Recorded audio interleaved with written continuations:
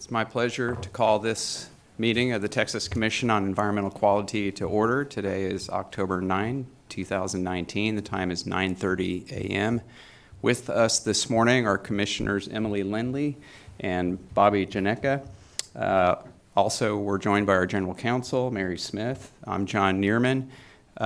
Ms. Smith, this first item was continued to our October 23rd agenda. So that'll take us straight to our contested case hearings, items 2 through 4. And we have several elected representatives here this morning who wish to address those items.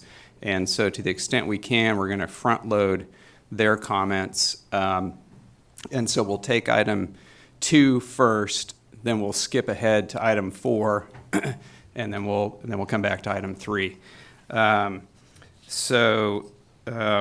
With that, Ms. Smith, please call the next item.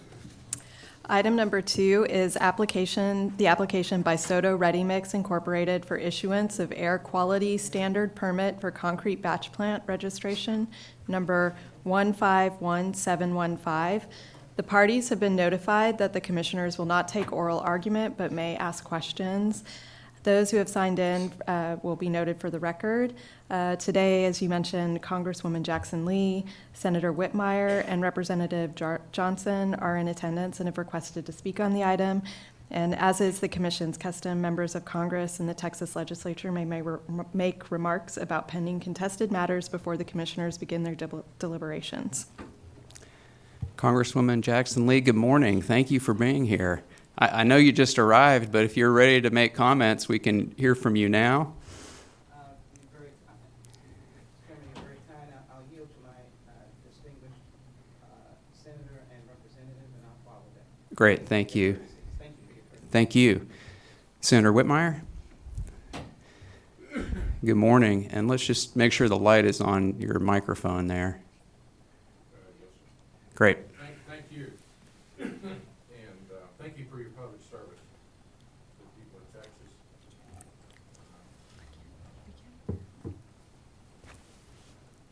I'm here this morning. Thank you for your public service. Thank you. I'm here this morning not as a politician, certainly not a political act. I'm here out of my conscience. Quite frankly, I think it's a moral issue that we're facing, which is controlled by our statutes and your service. But just a little bit of history, and I understand time is important. I've been in the legislature 47 years. I've represented this district, this community that this application will impact 47 years, 10 as a House member, 37 as a Senate. I thought I'd seen everything until I saw this application. I have testified against wastewater treatment plants in local hearings, landfills, batch plants. But ladies and gentlemen, I've never traveled to Austin for your agenda until I saw what was attempting to be granted in this community. I would almost dare you, I wish you could leave and do an on-site review. It's unconscionable. And I understand batch plants are a critical part of industry. Quite frankly, the activists will go 5 miles to find opposition to one. But if Williams Brothers is going to construct the Grand Parkway or 290, they need a batch plant. And under the right rules and deliberation, a batch plant are critical. But when you have a community that is minding its own business, first of all, has already been burdened by numerous batch plants, but most of them, someone used better judgment than the Sotos. But when you're minding your own business, such as the Williams, who are present, and we have a city park across the street, we have a church up the street, it's just wrong, wrong, wrong. The Sotos got with some high-priced lawyers who told them if you just hunker down, there'll be resistance. There might even be a senator or a congressman or a rep opposed, but if you hunker down, you can withstand it. Ladies and gentlemen, visualize a little corner lot which was designed for a home. The Williams home next door is as close as if I'm standing where the proposed batch plant would be. There's an 8-foot fence, and there is a 2-story brick residence. Across the street, less than 50 yards, is a very active youth park, used daily into the evening. 2 blocks away is a very viable church. Someone is attempting to make a huge mistake. If the Sotos would just go a little bit west, open acreage, a little bit north, open fields, I wouldn't be here today. I have no choice but to be here and plead with you to see the consequences of this ill-conceived application. The Williams, let me just tell you, I chair criminal justice. We went into the expansion in the 93s. We built, quite frankly, we have 104 prisons now. I've gone through disputed locations for prisons. We would not put a prison on this lot. We would not put a juvenile correction facility on this lot. Nowhere near there. It is a historically African-American community.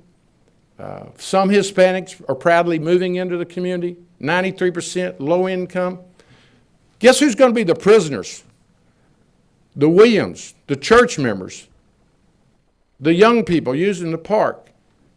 They have so many options. Yes, it'd be an inconvenience for the Sotos. But let me just tell you, you and I work for the same organization, the state of Texas. I regularly go around and defend the state of Texas. I'm proud to have been my entire adult life working for the state of Texas. We need to show people that we're responsive. And quite frankly, this agency is very controversial. You have an opportunity to restore faith in the public in this agency and not do harm to our pro-business climate. This was ill-conceived. Let me tell you how it started 2 years ago. The Williams, minding their own business, started noticing on this vacant lot designed for another home, 2 cement trucks parked there. Then 3 cement trucks. Not a batch plant. They were using it to clean their trucks, to store their trucks. Kind of started transferring some substances. It's a transfer facility is what I refer to it as. Someone gave them the idea because the Sotos blessed them as small business persons.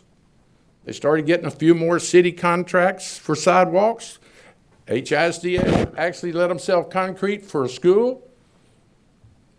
They're growing. They kept placing more and more vehicles, and then we were shocked when they put up an 8-foot wooden fence and declared that they wanted to become a batch plant. I can't not tell you, in my career, I have seen everything, I thought, until I saw this. In closing, your director, your Office of Public Interest has referred items that ought to go to SOA. I would include more items. I would urge you to at least go to SOA with their declared concerns. I would really, really urge you to consider denying this permit on the face that it's the wrong application at the wrong place, and the applicants know it. I was at a public meeting where we had over 100 people. I talked to the applicants and their attorneys.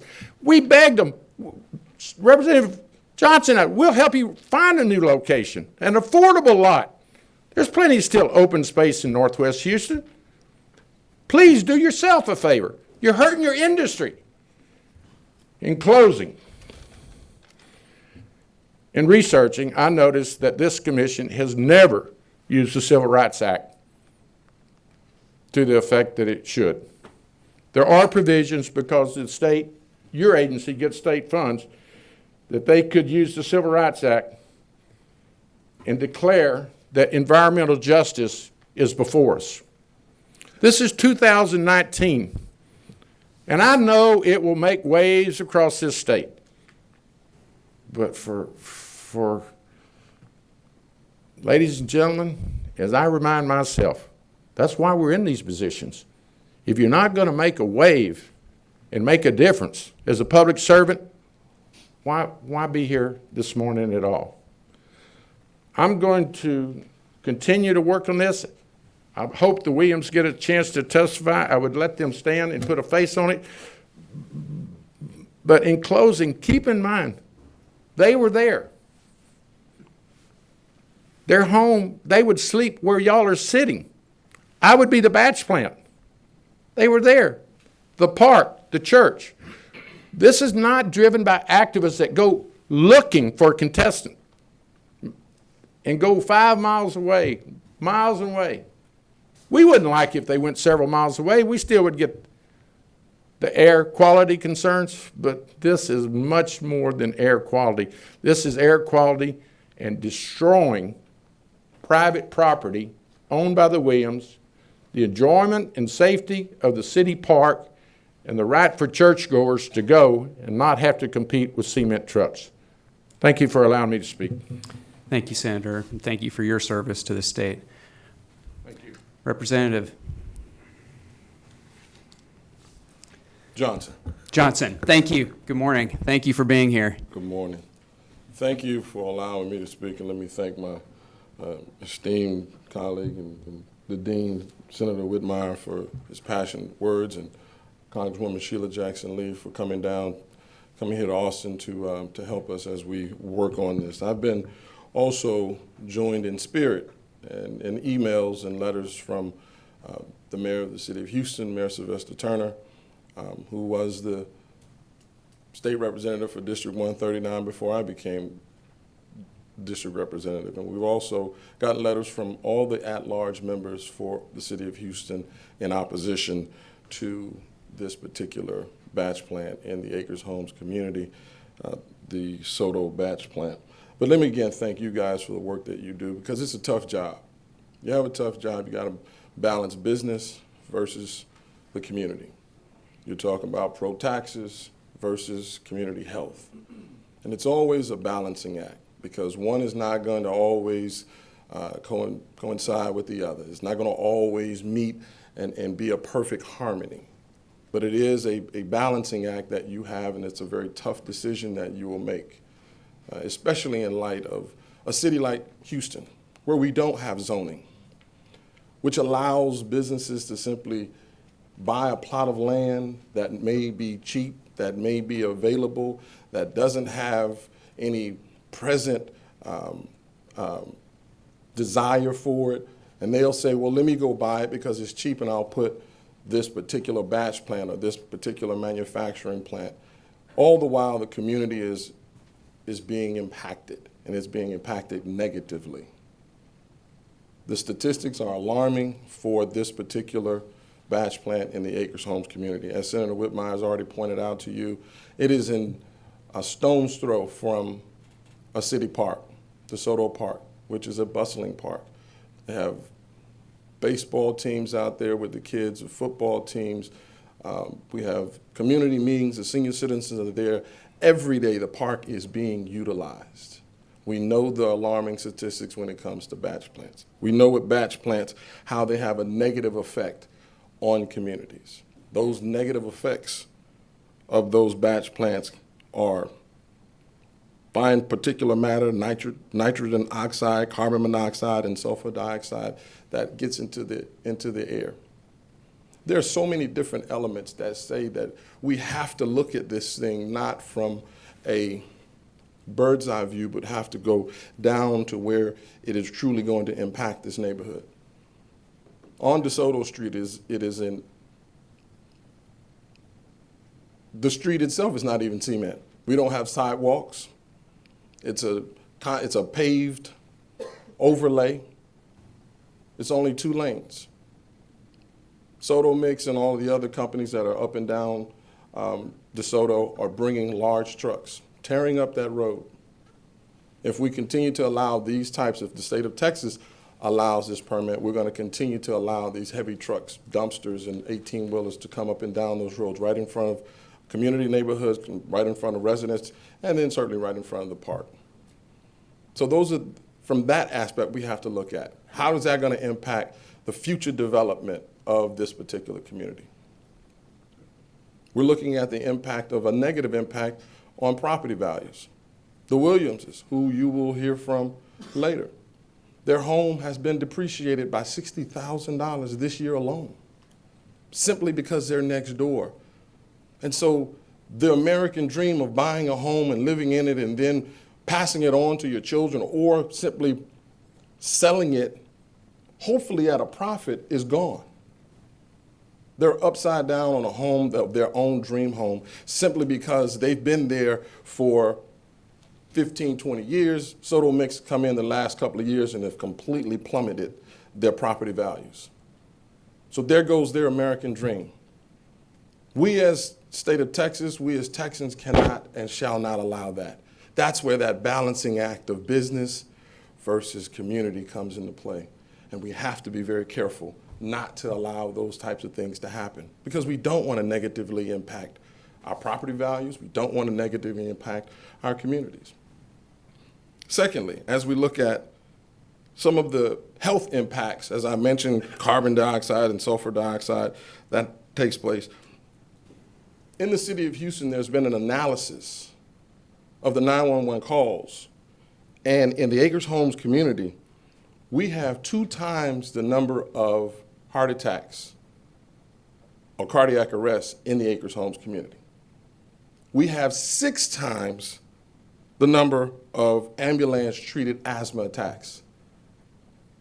Studies and studies and studies have already pointed out that batch plants and concrete batch plants put particulates into the air, which leads to lung disease and leads to breathing problems.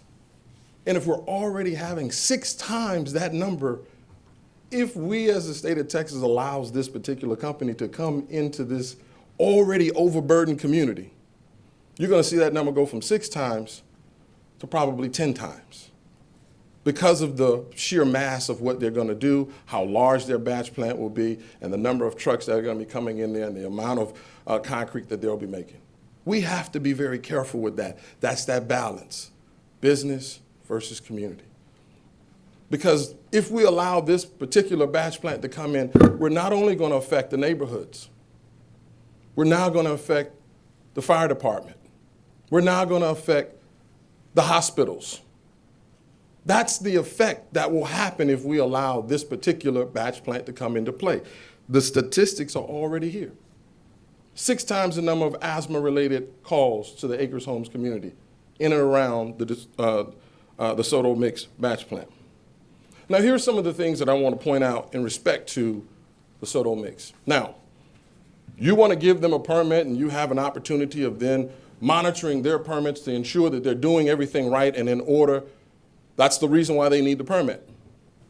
To make sure that they are not just allowing particulates into the air, make sure their filters are right, make sure they're going out and watering the cement that they're putting out there so there's not dust in the air. We want to try to cut down on that as much as we possibly can. That's what your permit does. Gives you the right to go in and check them out. Well, since they've been in play, TCEQ has already written Soto Batch Plant multiple citations that have gone unanswered. If they're trying to get a permit to do business with TCEQ and you've already cited them, why on earth would you then give them and if they're not even answering that, if you give them the permit, how all of a sudden do you think they're going to start answering? If you don't punish bad behavior now, they're going to think that that bad behavior goes unpunished. They're going to continue that bad behavior. There was a permit that was issued. Soto did not submit a written corrective action by their deadline of 8/23. That was August 23rd. They were supposed to submit corrective action, a written corrective action, which they still have not submitted. So that in itself tells us that this may not be a quality operator that we want to have in any community, let alone a community that is overburdened with health issues, property value deprivation, and then certainly infrastructure that is not even in place to handle something such as this. Now, those things that we have already observed from the Soto mix was permits that were issued for dust control. In June, TCEQ determined that TCEQ was, the Soto ready mix was in violation of multiple state statutes, failure to prevent nuisance condition, dust was observed, traveling over the fence. The Williams house on the, I don't know directions, north, south, east, and west, but on the side of that house, the same side as Soto, the house is completely covered in dust. Every day they have to go and wash their own home off because of the dust that's coming from Soto mix. A failure to apply water suitable for chemicals covering stockpiles, investigation of 3 stockpiles, failure to apply asphalt water suitable oils or chemicals, a heavy-duty pathway for their vehicles. Investigators observed 12 vehicles and 4 trucks at the property. All of these violations that you've already cited them for. And they did not even take the time to say to you, oh, we're sorry, let's make a corrective action. That in itself tells us that this is not a quality operation that we should, from the state of Texas, permit. And if we do, shame on us.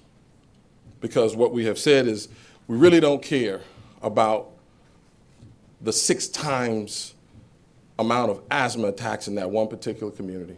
We really don't care that your property values are being negatively impacted, and I can see it. This is not something that I'm making up. I can show you. These are facts, not theories, not fiction.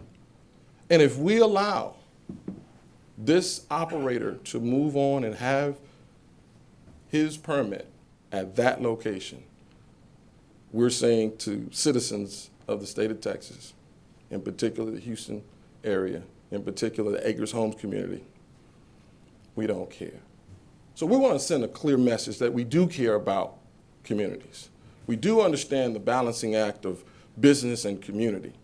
We do understand we want to take care of those communities, but we don't want to have a negative impact financially on any community, any city, and certainly any particular neighborhood. So again, I thank you for your service. I thank you for the work that you have done. I know this is a hard decision to make.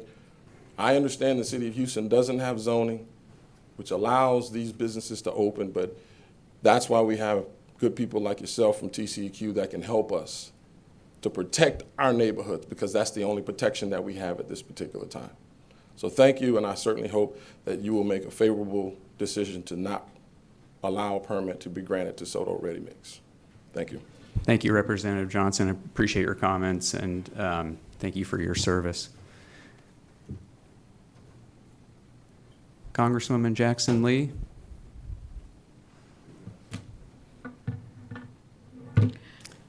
Good morning. Good morning, Mr. Chairman. Thank you so very much for allowing this, how should I say, other level of government to be extended a courtesy to speak before you this morning. And let me acknowledge my Senator Whitmire and Senator Johnson for their persistent leadership on behalf of all of our constituents, and it is my privilege to be able to join them in what is really a reaffirmation of the constitutional principles that this nation was built on. So let me acknowledge the support of this effort of the mayor of the city of Houston, who has been intimately engaged, and as well, let me acknowledge Commissioner Rodney Ellis, who has sent in his materials as well. And let me try to begin by reinforcing the, if you will, the comments of my colleagues, and add some additional comments that I'm now wanting to add. First of all, as I indicated, the Constitution does have relevance here. And it is because its opening line said that the Founding Fathers organized to create a more perfect union. That perfect union means that each of us must stand equal in the eyes of the law. And so for a nation that prides itself on a capitalistic system, a laissez-faire, a promoting of business, a advocating in particular of small businesses, I take no back seat to being a champion for small businesses and our community businesses in this state and in this city. Worked very hard for them during hurricanes and other disasters that would allow them to recover. So I don't deny that Soto's businesses provides jobs and that they have rights under the law. But whenever you allow an entity that has greater power to diminish the most vulnerable, that is not creating a more perfect union. My community, my constituents don't have fancy lawyers. Some of them have driven all night to get here this morning. But most of all, they have lived in torture since the arrival, unexpectedly, on a residential lot that this particular company came. You obviously have rules, and the rules indicate, if you will, a commitment to health. And I would like to take a moment to read from my letter and as well to read from your already known provisions that you have. The letter that I have sent talks in detail about the residents and what they're facing. This is streets like Manfield, DeSoto, and Paul Quinn, where a children's playground is located in a community center. But we all know that the current manufacturing process for concrete produces fine particulates that can be aspirated into the upper respiratory system and can invade the lower respiratory system, triggering asthma and obstructive pulmonary disease, respiratory disease. And in 2015, it was reported that African American women in particular were 20% more likely to have asthma than non-Hispanic whites. And in 2014, African Americans were almost 3 times more likely to die from asthma-related causes than whites. Now, we want all of our citizens to have good health care, but particularly in this diverse neighborhood, as is indicated, of African Americans, an increasing number of Hispanics, they are the beast of burden. In actuality, the description that was given, I'm sure, by this business is not accurate. There was a quote in the permit request that all that the concrete does is create dust, but we'll solve that problem with an irrigation system. Mr. Chairman, I've been there. They have not solved that problem. And a family that was there 18 years plus not only has dust on their house, the grass is no longer green. It is a brown tainted color. A grandson, of which I'm sure you'll hear, has to have asthma treatment after he comes in from playing. Your own precious child. Everybody who has a grandchild knows that's a very precious gift. And the family itself, healthy family, has to take medicines for allergies every single day. There are elderly persons in the neighborhood, disabled persons in the neighborhood, but they are homeowners who are contributing to this community. But the response of someone who has good intentions, but maybe suggests that their standing in this nation is greater than the most vulnerable. And so I'm asking for a field hearing in the area. You need to see it for yourself. You've held field hearings before in communities. And in actuality, you denied a permit to this company before they corrected it and said they met technical requirements in terms of the distance from a home. I can't imagine that the technical requirements can overcome, if that is the case as relates to the homes of the Williams, which as far as I can see in walking that lot, they're literally sitting in their living room. But let me tell you what else. Noise, trucks driving in almost the middle of the night, but late into the night, early morning. dangerous big trucks. So expansion, a permit to continue to grow, my colleagues are right.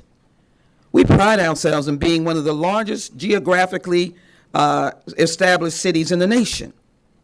The land is huge. There are great opportunities. I drive in my congressional district. I'm not specifically selling real estate today, but in land acreage that is around an industrial kind of atmosphere.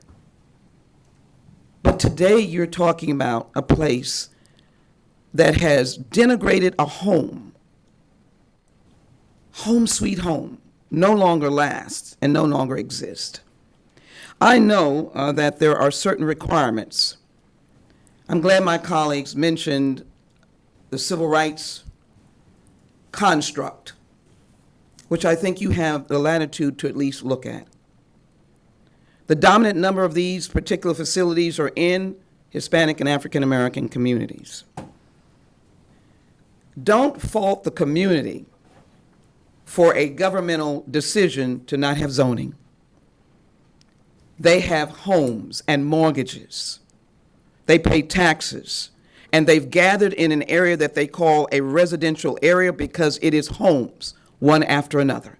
It's not a home and a gas station and a home and a grocery store and a home. It is homes, consistent, up and down that block.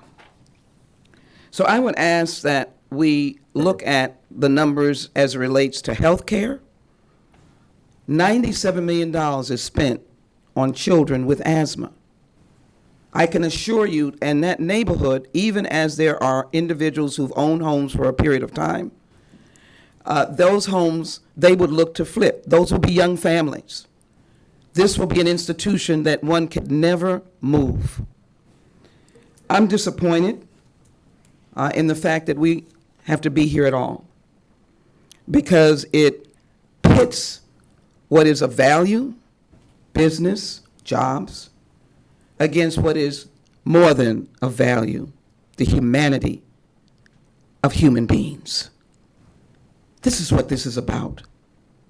The dignity of people who don't have the power of large and institutionalized advocates on their behalf to fight new laws, which will be coming about in short order, and to be in the courtroom fighting with major law firms.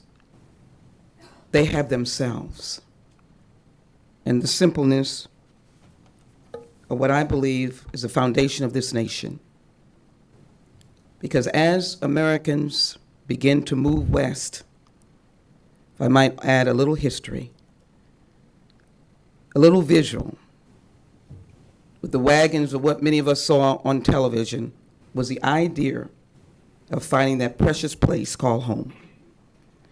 In the instance of any permission for this company to either expand or have a permit, that is an absolute denial of that dream, as has been indicated.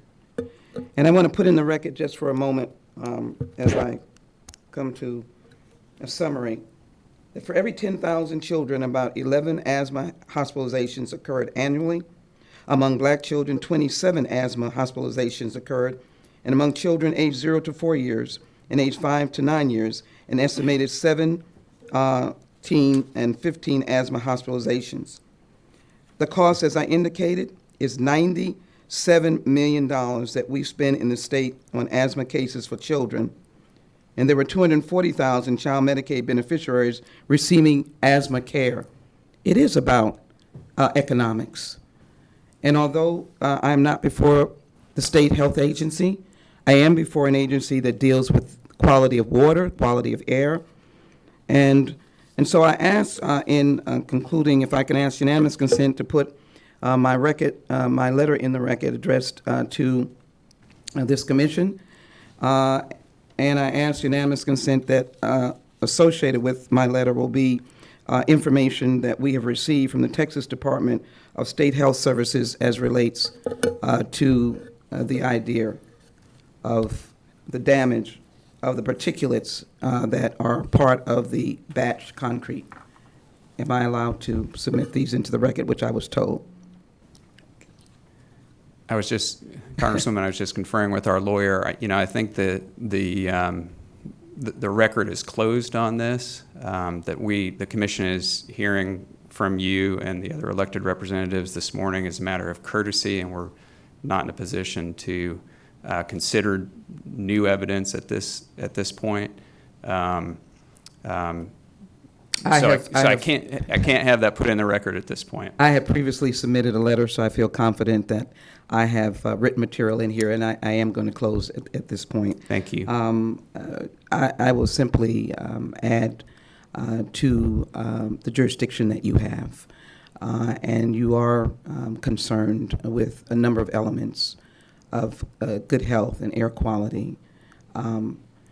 They meet none of these standards, and they certainly do not meet an accurate standard dealing with proximity. And I would beg the question as to whether or not we could consider judgment in the determination to come in a fully developed neighborhood just because you saw an empty lot on a corner that could have just as well been sold to a new homeowner in that area. Be reminded, they are not next to another vacant lot or another vacant lot or another vacant lot. They're next to a home, a home, a home, a home. They are in a neighborhood. My gracious respect for them and acknowledgement that the three of us, I can speak for, and others, will fight for the empowerment of business and opportunity. But we cannot stand here and suffer the outright indignity and the denial of humanity of just simple folk who wanted to live under this flag and under a constitution that guaranteed them a more perfect union. I ask for your consideration of revocation or not granting the permit, but I also ask for you to entertain the idea of another hearing here, I think saying here in Houston, Texas, on this matter. Thank you so very much. Thank you, Congresswoman. I appreciate the comments this morning from each of you, and you've painted, I think, an excellent picture of what is proposed in the Acres Homes neighborhood. I also want to say, even though you don't have an opportunity to address this morning, to the residents of the neighborhood who are here this morning, who made the trip to Austin, thank you for making the trip. Quite a bit to respond to there. So let me start by with your request concerning a field hearing. I do think it's appropriate to have hearings in areas which are accessible to the people affected by the hearing. It is not up to the TCEQ as to where a hearing would be held if we grant a hearing. We refer matters to the State Office of Administrative Hearings, and they get to make that decision. I would urge SOA, if we get to the point where we grant a hearing, to grant a hearing that's convenient to the residents of Acres Homes as a first matter. As an additional matter, responding, Representative Johnson, particularly to your suggestion about a balancing act, I don't view our authority as being quite that broad. What's before the commission this morning are requests for a contested case hearing, and there's a very specific statutory and regulatory framework within which those are considered, and that's what we intend to do this morning is apply that law. And some of the concerns that you raised this morning, that each of you raised this morning, are well within that jurisdiction, and some, because of the statutes and regulations, are outside that. So for instance, we can't consider noise. I appreciate that this kind of facility would create a lot of racket and impact neighbors. That's outside our jurisdiction on this type of application. As a homeowner who depends on my home as an important investment in my life, it pains me to hear about the effect on property values. But that's outside our jurisdiction. But we are very much a public health agency, and this authorization should not be issued if it's going to negatively impact air quality and negatively impact public health. So what I intend to do this morning is not grant the permit, but answer the requests for contested cases by referring a contested case. I think it's likely we'll have a discussion here in a moment. I think it's likely my colleagues will join me in that. But we'll do that in a way that's deliberate and follows the statute.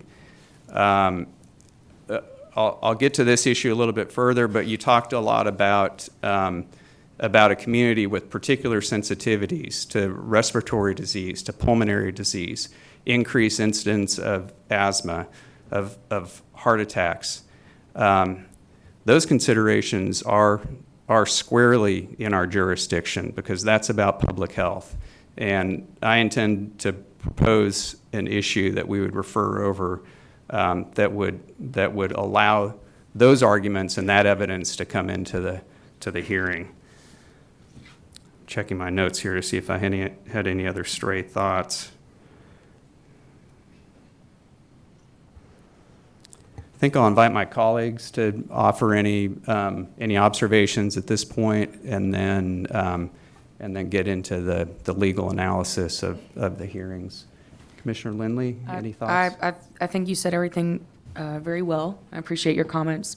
The only thing I would add on, and you stated this, but I'm just going to explain it at an even more basic level. But if I do this wrong, let me know. And this is mostly for the folks that drove in from Houston, because I appreciate that trip, appreciate the traffic y'all had to deal with this morning. And so what's before us today, we have two options, basically, to grant the permit, or we can grant a contested case hearing where we take some of the issues y'all have submitted and some other comments and decide whether or not those are appropriate for an administrative law judge to weigh in on. So those are our two options today. Like the chairman, I'm not willing to grant the permit today, but I am willing to grant a contested case hearing so that some of these issues can be discussed more and they can be looked at more thoroughly. So you've said that. I just wanted to echo it and put it in my own words. Thank you. Commissioner Janeka. I certainly second the sentiment. Sorry, this is the first time we've got a new microphone. It sounds like I'm a robot right now. I don't know if that's the same for all of you. I'm going to slide over with our... My toddler would love that voice, but I'm not going to use it for this venue. I'll second the sentiments expressed by the chairman and my fellow commissioner. I think that there's a lot of troubling direct impacts that are within our jurisdiction as an agency, some that are beyond it. I'm very sensitive to Senator Whitmire's urging that we take more decisive matters today. I think that may be a little beyond the scope of the process that is so important to be consistent and fair for everyone. I think that is a dangerous, potentially slippery slope that could cut either way to depart absent a really new information that was failed to be disclosed, things like that. There's very limited circumstances in which we could take some of those extraordinary steps, and I think that it's important to try to follow our process. And there's an opportunity for further discussion, potential relief for those residents who I believe many of them do qualify as affected persons. So I'd certainly appreciate that discussion. Thank you.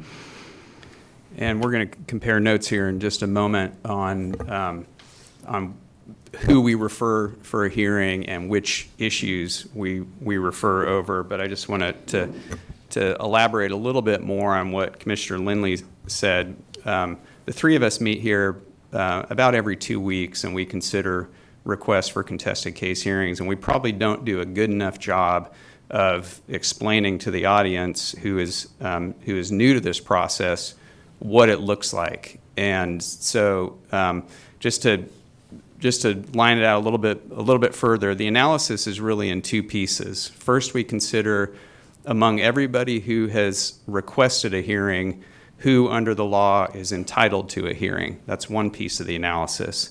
Assuming we have at least one person who's entitled to a hearing, the next part of the analysis is of the issues that have been raised and procedurally preserved, which issues can we refer over. And so I'll just do that now. Begin to line it out. Of course, we have numerous requests for a contested case hearing, and I would grant 6 of those. I would refer 3 of them to SOA for a determination as to whether the parties are entitled to a hearing. That is an effectiveness determination. And I would deny the remaining requests. And most of the requesters reside beyond 440 yards from the proposed facility. And that is a bright line that's set out in statute, section 382.058C of the Texas Clean Air Act. And that provision requires us to deny any requests from people who reside beyond 440 yards. The 3 requesters that I would refer for an effectiveness determination, it's unclear on the materials before us whether they reside within or beyond that 440 yards. And so we'll refer Ann Banks, Billy Burks, and Curtis Curley to SOA to determine whether or not they're entitled to participate as a party before SOA. And that leaves us with a handful of requesters who live within 440 yards. Jerry Roquemore and Ollie Penwright failed on a procedural requirement to identify how they personally would be affected by this facility. And so we have to deny their requests. Ursea Forbes failed to submit timely comments, which is another procedural defect, and so we have to deny that request as well. That leaves us with 6 successful requests. And colleagues, I would grant the requests of Donnie Campbell, Gwendolyn Jones Fields, Carrie Curl, Effie Kate McMillan, David Williams, and Donna Williams. Commissioner Lindley, how'd you come out? I came to that same conclusion, so Commissioner I'm in Januka? agreement. Likewise. Okay, turning to the issues. What we are required to do is to determine whether the permit application qualifies for the standard permit. And so critiques about the standard permit itself are outside the scope of this SOA hearing. That was the subject of a separate hearing and is not before us today. So with that in mind, I would refer the following issues: whether the proposed permit negatively affects air quality, whether it will be protective of the requester's health, safety, and property, and in particular with respect to health, whether it will be protective of sensitive populations, including populations with increased incidence of respiratory and pulmonary disease and any other sensitivity that they may have to pollutants from this facility. Additionally, whether it will be protective of general welfare, including animals, vegetation, and the environment, whether the proposed permit will protect against visible emissions, including but not limited to dust, whether the proposed emissions will cause a nuisance or cause an exceedance of the national ambient air quality standards, whether the facility will use the required technology, which is the best available control technology, whether the application accounted for all relevant air emissions from the facility, and finally, whether the applicant met all of the public notice requirements. So those are the issues that I identified as being preserved by the requesters, the 6 requesters that I identified and that are within our jurisdiction. I would refer those over. And Commissioner Lindley, where'd you come out? I came down the same. The only one, I think this would be included in your list of issues, but I would just say it, in addition to the other things you said, is whether the operation of the proposed plant will cause an exceedance of the national ambient air quality standards, which Right. I think was incorporated in your comments, but that's how, if I make the motion, I'll be You'll include adding that. that bullet. Great. Yes. Commissioner Janetka? Likewise, I also saw 2 distinct issues, one focusing on nuisance conditions and the other on an exceedance of the NAAQS, the National Ambient Air Quality Standards, abbreviations. I'm not sure that you feel strongly about making those one issue in the referral to SOA, or whether they're best appropriately referred as two separate issues. Probably doesn't make a difference, but why don't we break them out as separate issues, and the Good. motion can tee them up Okay. as separate issues? And I would recommend that we deny all the other issues, which you might, were about to suggest that. And I that agree. the hearing, we do the 180 days. Right. And I can make a motion with all of that if, And there were You some gentlemen are requests for rehearing as well, which I think didn't add any new information correct. to what the Yes. executive director had considered, so I would, Deny. and they're also somewhat subsumed into the contested case hearing, so I would deny those requests as well. I had that note as well. Thank you. I'll entertain a motion. Okay, I will give this a whirl. And I will say, before I make this motion, the folks that have traveled in, if you have questions about the SOA process, our attorneys up here are available and ready to answer questions about that. So feel free to use them as a resource. They'll be up here, but they can come to you too.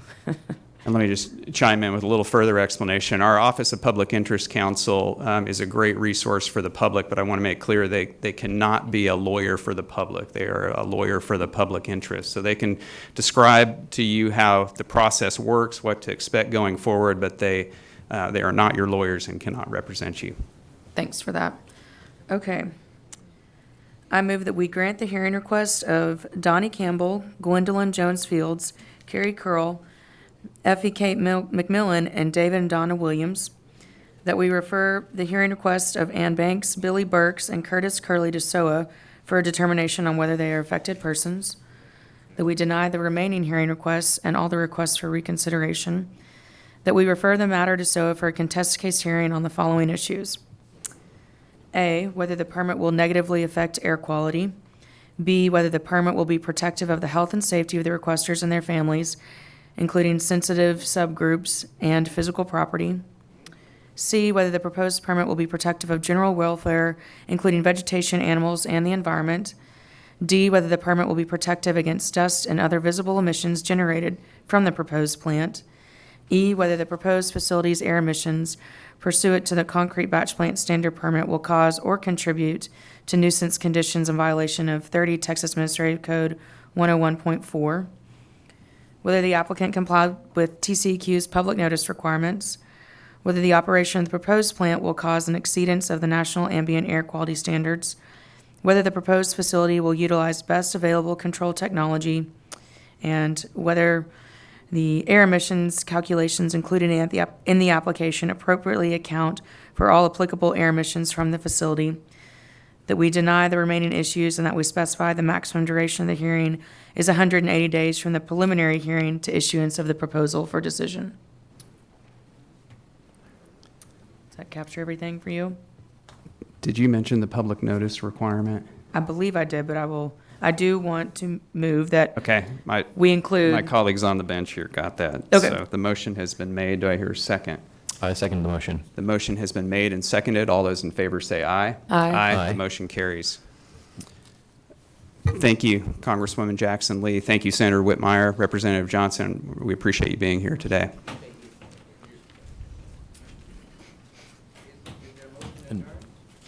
We are going to move on to the next item. So you don't have to stick around for that. You're welcome to if you'd like to, but you're Bench by straight. No, it's not biased. You make your own decision, but I just want to thank you for your courtesy. Nice to meet you. Thank you for being here. Thank you.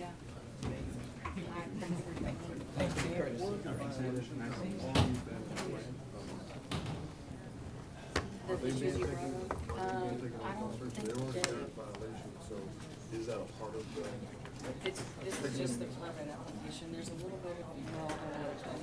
bit of, I would talk to yeah, to Ms.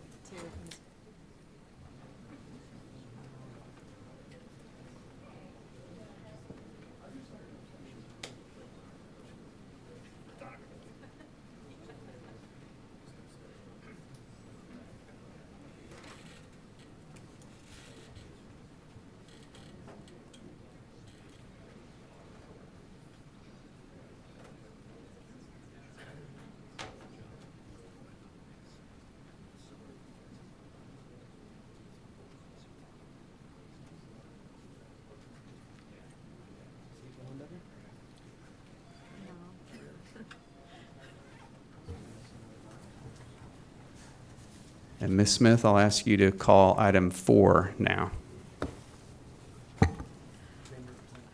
Item number 4 is the application by Lakeview Management and Development District for new TCEQ permit number WQ001 5631001 to authorize the disposal of domestic wastewater via surface irrigation. The parties have been notified that the commissioners will not take oral argument but may ask questions. Those parties that have signed in today, their presence will be noted for the record. And then on this item, today we have Senator Nichols in attendance to speak on the item. Good morning, Senator. Senator, it's rare that we have so many elected officials with us, and I don't know that we've ever had 2 state senators in the same morning, for example, and it's very rare that we make any senator wait for an hour to give their comments, but I appreciate your patience and really appreciate you being here. So That's okay. I carried y'all's TCEQ sunset bill a few years back, and I did get very familiar with the agency, and you do deal with a lot of emotional and passion issues. So I appreciate the time to be here today myself. And so, Mr. Chairman and Commissioners, I appreciate the time to be here and make those comments. It's pretty rare for me to come before this commission. I think in the 12 years I've been in the Senate, I think one time before, and it was a neighborhood issue. Here, as you mentioned, I'm here to talk about the Management District Lakeview's application for the permit, which is being protested by the city of Malakoff. Both of these entities are in my Senate district. I have represented them for at least 12 years plus, both of them, and I have followed the events that have led up to today for a long time. It's been a long time coming, and I'm going to very clearly state that I do not believe, although the citizens of the town of Malakoff are very, very nice people, the city government here is the bad actor, in my opinion. The reason I'm particularly interested in this application, and the reason I'm going to try to follow, I know that y'all cannot make decisions based on passion or facts that are entered into the record after the close. So I've gone back, and my staff have gone back, and we've reread all those kind of things, what is fact, and I'm going to try to stay within those bounds all the way through here. So I'm going to try to follow my notes a little more closely than just off-the-cuff speeches, which I'm sure you've had some of both. I'm particularly interested in this application, and the reason I'm here is that economic development is a very difficult thing to get in small rural East Texas. It's important to us. It's the lifeblood. It's very tough. So it's even more important that we have a very fair regulatory environment and a critical piece of that puzzle. Lakeview was created to support what is known as the Long Cove development. It's a private luxury community on Cedar Creek Lake. We've never seen anything like it in East Texas. We're talking about real major high-end homes, a community that was laid out for 400 homes. It currently has, I believe the record said 83, so we have a lot of growth and build out to go. But in the period of time that they've been there for Henderson County, they are now the #1 property tax, ad valorem tax entity in the entire county. That one development, and it has 3 times to grow. So it's very important to get it right. Also in my tenure in the legislature, since working with the developers of Long Cove and the manager of Lakeview, I've always known them to operate responsibly with care and consideration for the surrounding area. And I believe that is why they reached out and attempted over the course of years to work with the city of Malakoff to acquire wastewater treatment services. My understanding is that in 2007, Lakeview first reached out to Malakoff specifically for wastewater. The city, in a letter included in the record, declined to provide that service based on a lack of capacity in their treatment plant. To my knowledge, Malakoff has not increased that capacity of their treatment plant since that time. So following the rejection in 2007, Lakeview has, at very considerable expense, been collecting its domestic wastewater and hauling it off to a treatment center. It continues to do this today while it waits for the permit to proceed.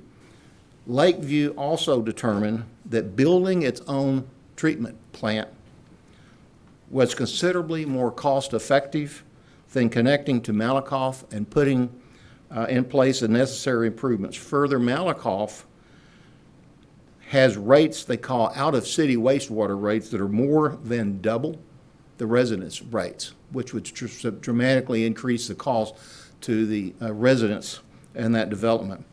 I'm familiar with the regionalization process that has been put in place by the legislature, and I view that policy as being a good policy, but is being misapplied here. If it forces Lakeview into a protracted, contested case hearing, that it would be expensive for all parties involved. The permit application that they made has satisfied all environmental requirements and seemingly would cause no harm to Malakoff. Time is of the essence for the residents, as it is very costly to keep doing what they're doing. Requiring the case to go to a hearing in the name of regionalization feels to me like requiring a community to choose the least cost-effective option for its own wastewater treatment because a nearby neighbor has suddenly changed their mind. Regionalization seems like a warranted condition when an entity may not have properly considered or attempted alternatives to build in its own plant.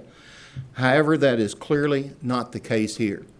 The management district has reached out and has come up with plans and filed permits and all those kind of things. I believe sending this case to a hearing will prolong the need for the residents of Lakeview to pay the high cost of hauling their wastewater and drive additional high legal costs for both entities. Mentioned in the facts is that Malakoff claims to be a regional provider. Now, I've represented that area for 12 years. I've never heard that until I got into this case. But their only claim is with a small community called Star Harbor, which is mentioned in this case, who is also in my district. That's a small community of a couple hundred people out on the lake. In the record, it mentions that Star Harbor is now filing for their own permit. They're trying to get out from under Malakoff.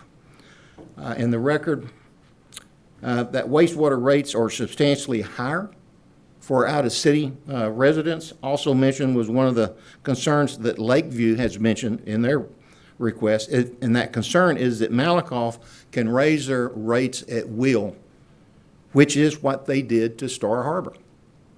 Now, it's hard to get big developers into East Texas.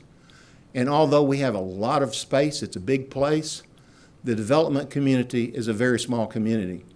And word gets out if development people are not treated fairly. And I'm concerned about fairness here. I think it is also very important to note that Lakeview Management District was created by the legislature. It was a creature that was created by the legislature in 2003. That's also in the record. One of the purposes stated in the district's creation, which I think is very important here, was to collect and treat wastewater. That was what the legislature said this unit is for, including building a treatment facility, which is what they have requested to do in their permit. They legislatively were given that authority. So the question is it going to be taken away here? So in short, I'm here because I believe that the contested hearing process is an important one, but not necessarily here. Lakeview has met all the applicable requirements to get this type of a permit, has determined this permit is the best option for its residents, and their ability to do this was put in their enabling legislation. I would request that you as a commission would consider taking a different position than what was recommended to you by your staff by not referring this case to a hearing and allowing the community of Lakeview to proceed in the best interest of its own residents. That is my request, which is unusual to go against your staff recommendations, but I know you do that. And I have tried to stay with the facts here, and I know the parties very well. And so that is the dilemma that I have watched develop to where we are today. Does anybody have any questions of me? I have none. No, Commissioners? sir. Thank you. Thank you. Thank you for your comments. Senator, thank you very much, and appreciate you being here this morning. Thank you for your service to the state. I have a couple of thoughts to share off the top. The facts are in dispute here, and the parties have represented themselves in their briefs. And so my concern is that if we followed your request and denied a hearing request, that we would get overturned, that the city would seek judicial review and we get overturned. I mean, my reading of this contested case, separate and apart from all the history and the identity of the parties who are involved, just reading the statute, looking at whether or not the city is an affected person and looking at whether or not they legally preserved issues, it's a pretty easy and clear case to me, and I think that there would be a lot of high legal risk if we were to deny the hearing request. Candidly, I think we would get overturned is what I would expect, and it would probably add more time to the process. The one idea that I would suggest, I'm going to propose that we do refer it over, but what I would suggest is to shorten the hearing duration. There's just one party here. I think the issues are somewhat confined, and we could have a shorter hearing duration than we normally allow. Well, I can hear what you're saying, and I can see which way this thing's going, but my second request was going to be, if you do decide to go to a contested case, that would you please consider a very shortened one, because it is very expensive for all parties. I've got taxpayers on both sides here, and there's really not that many facts to be contested. So that would be my request, so I appreciate your comment. That request we can do something about. Yes, sir. Okay. Yeah. All right, thank you very much. Thank you, Senator. Colleagues, thoughts?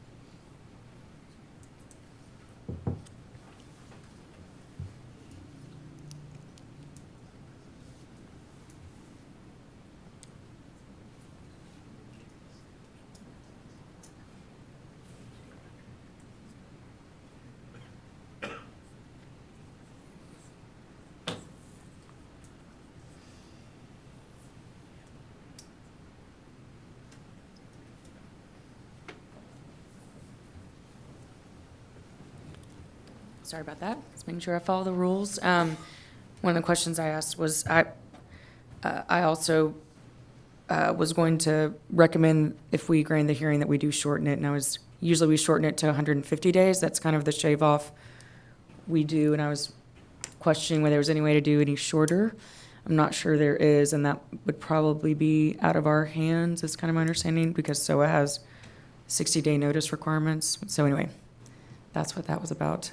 My thoughts are, when I first read this, I thought this is, I don't know the right word to use. It's hard when something that's, for me, it's hard when something this small, this is a very small amount of water proposed in the permit, gets to this level of controversy, because I like to see it worked out before it gets to us. It didn't. And so the facts that are there before us today are that, whether or not we agree, it's not whether or not I guess the question is, did the city of Malakoff meet the requirements for a contested case hearing? And the facts are that they did meet the guidelines, and it's a very, very slippery slope for us if we see that someone meets the requirements for your hearing and we don't grant it. And so I'm on the page of granting it as well. It is one party. I do think shortening it, sounds like 150 days is probably the shortest we can propose. So that's what, I would hope that maybe there was a way it could get settled, but today what's before us if we need to grant a hearing or not, and it looks like that we can't not grant it because the city did meet the requirements for a hearing. Commissioner Janetka, any thoughts at this point? I think I'm in full agreement, and I'll just observe it's unique that in the first two items that we're taking up today, we have a clear example of where our adherence to process can cut both ways. You can leave individuals. Thanks. Megan, I think I will take you up on that microphone if you can.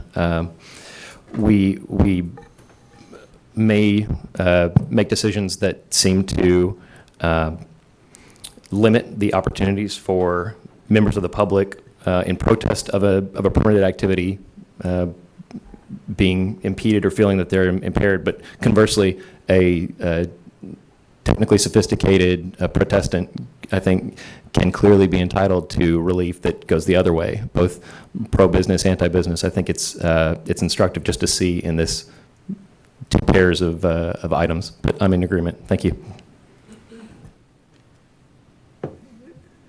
I think every time we see this fact pattern, we would have to come to the same conclusion that the city is an affected person.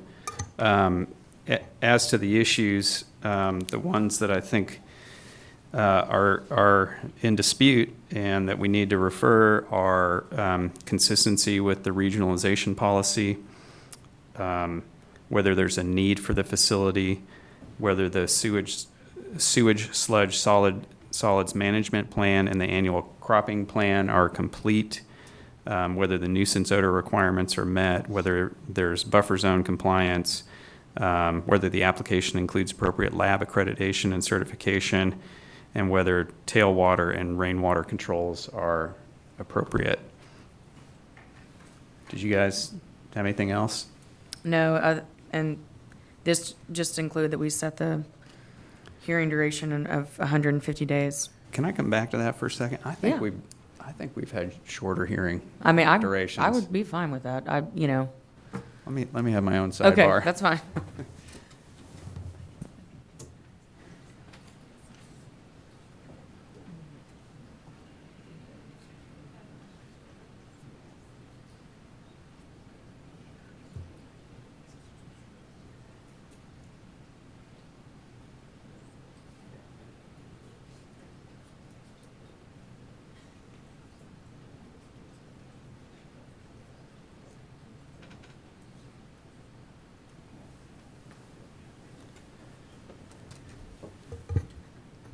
It is so easy to underestimate the amount of work that goes into somebody else's job.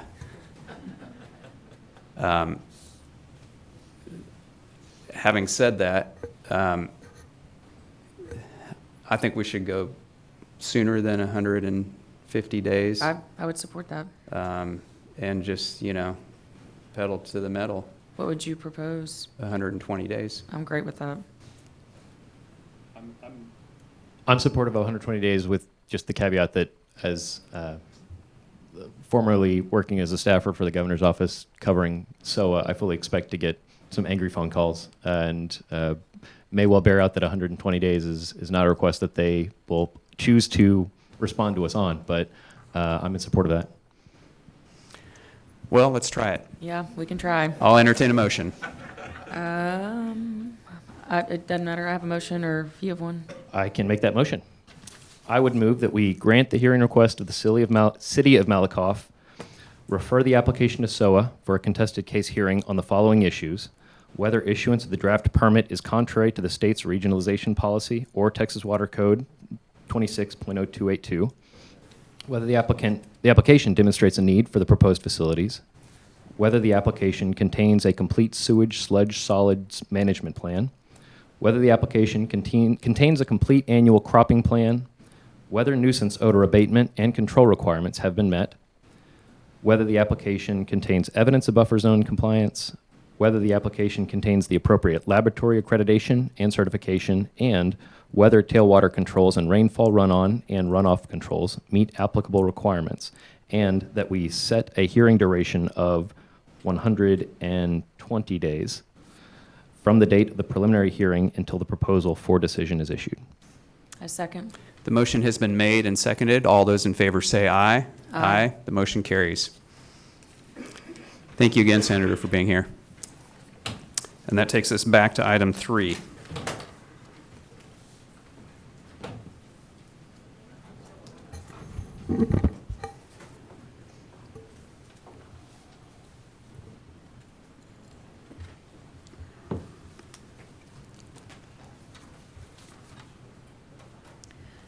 Item number 3 is an application by STX Beef Company LLC, formerly known as Sam Kane Beef Processors LLC, for renewal of air permit number 3806.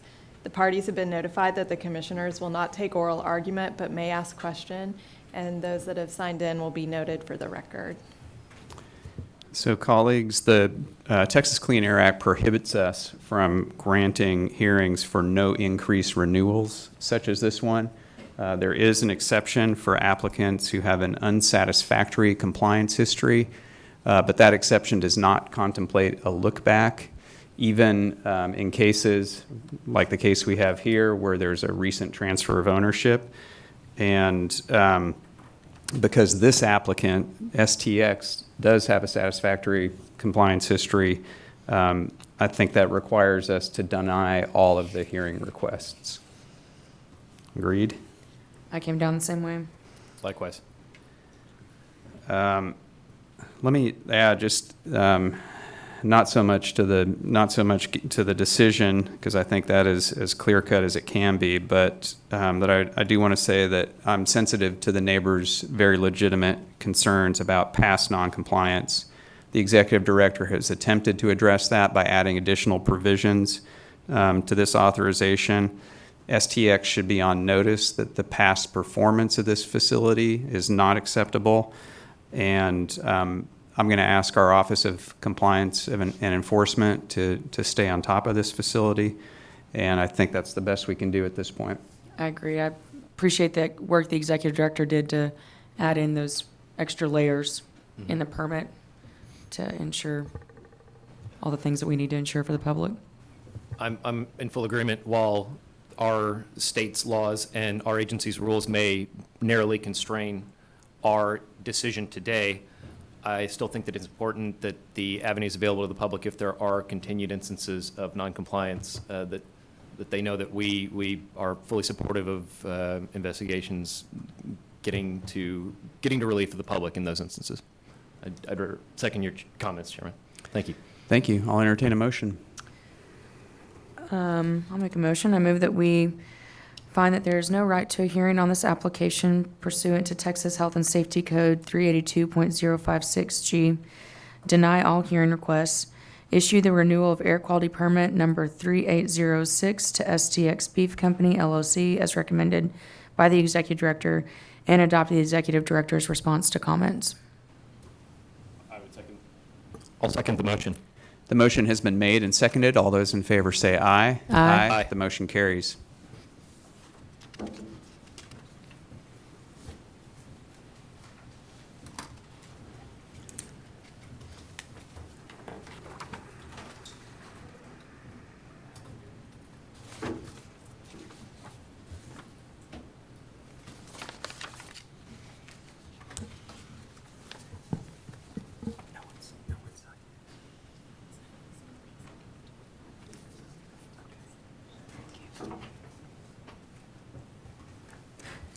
That takes us to the enforcement docket, items 5 through 24.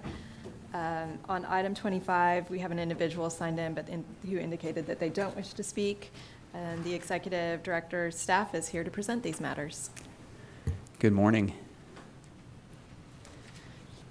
Good morning, Chairman, Commissioners, General Counsel, and Public Interest Counsel.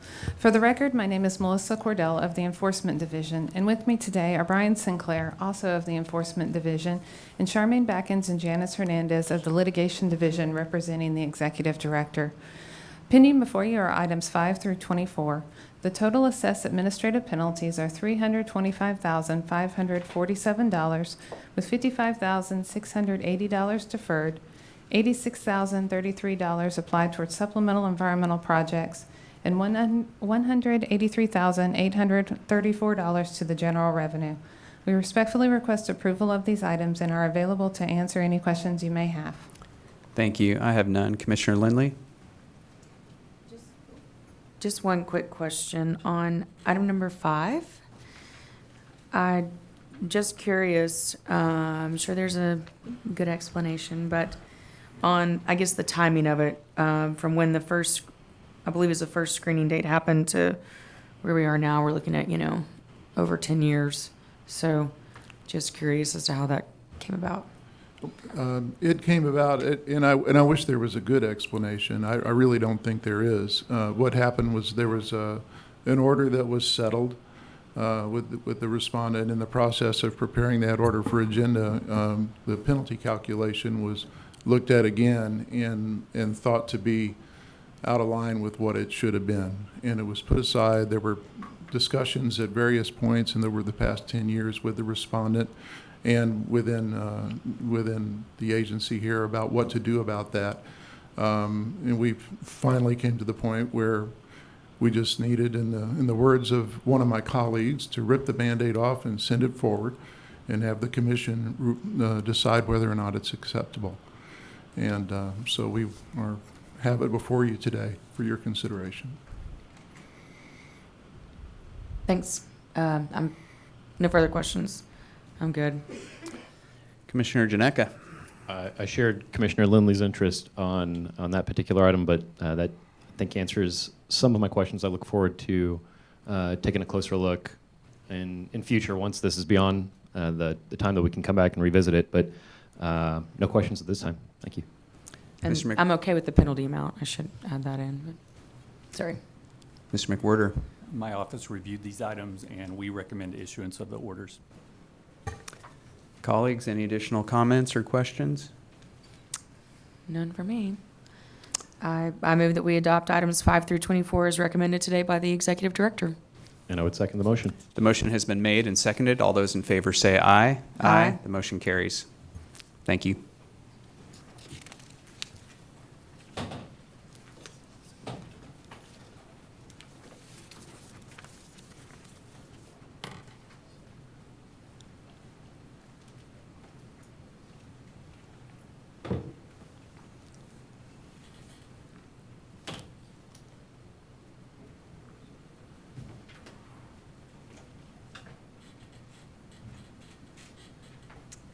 Item number 25 is publication of and hearing on the proposed amendments, additions, and repeals to 30 TAC Chapter 312 regarding sludge use, disposal, and transportation. The Executive Director's staff is here to present this item. Good morning. Good morning. Morning, Chairman, Commissioners, General Counsel, and Public Interest Counsel. For the record, I am Brian Sarant, Biosolids Work Leader of the Water Quality Division, and with me today is Anthony Tatu of the Environmental Law Division and David Galindo of the Director of the Water Quality Division. We are here to request approval to propose both publication and hearing on the amendments of 30 Texas Administrative Code Chapter 312 for sludge use, disposal, and transportation. The purpose of the proposed rule amendments is to include administrative and technical changes to clarify the intent of existing rule requirements, remove inconsistencies, and improve readability. One stakeholder meeting was held on October 30th, 2017, and stakeholders were invited to provide recommended changes or clarifications to staff. Stakeholder comments were taken into consideration when drafting these proposed rules that are presented before you today. We are available to answer any questions. Thank you. Thank you. I have none. Commissioner Lindley? No questions. Thank you. Commissioner Janeka? No questions from me right now. Thank you. Thank you. Mr. McWhirter? OPIC recommends approval for publication of and hearing on the proposed amendments to the Chapter 312 rules so the Commission may consider further public comment. And I agree. I think it's appropriate to put this out there and I imagine we'll get, even though this is a small element of what you're doing, we may get some comment or a comment on the grease and grit trap, and that would be helpful to work through that issue again. With that comment, I have no other observations or questions, and I'll entertain a motion. I would move that we approve the publication of and hearing on the proposed amendments, additions, and repeals to 30 TAC Chapter 312 as recommended by the Executive Director. I second. The motion has been made and seconded. All those in favor say aye. Aye. The motion carries. Thank you.